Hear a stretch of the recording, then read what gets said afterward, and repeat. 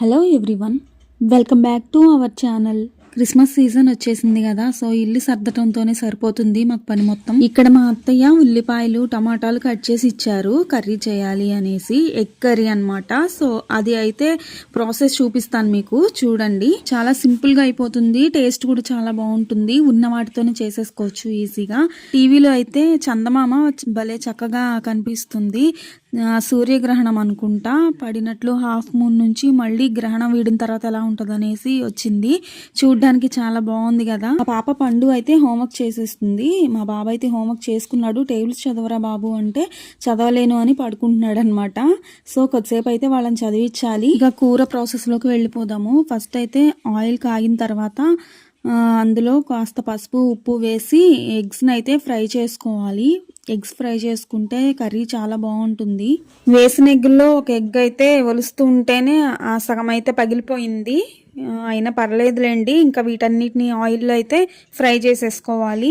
Eggs ఆయిల్లో fry చేసుకునేటప్పుడు చాలా జాగ్రత్తగా ఉండాలి, మూత పెట్టుకొని వేయించుకోవాలన్నమాట. లేకుంటే ఆయిల్ చింది ఎగ్స్ పేలిపోయి ఆయిల్ చింది ముఖం మీద పడే ప్రమాదం ఉంటుంది.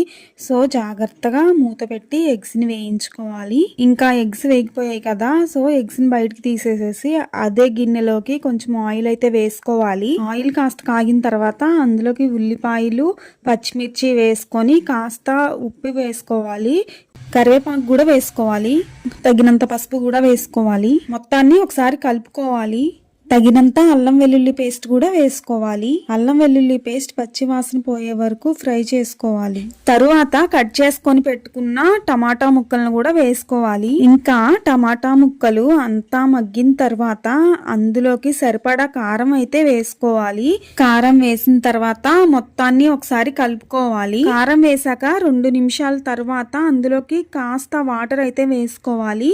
దీనివల్ల అడుగు మాడిపోకుండా ఉంటుంది అండ్ గ్రేవీగా కూడా వస్తుంది అనమాట.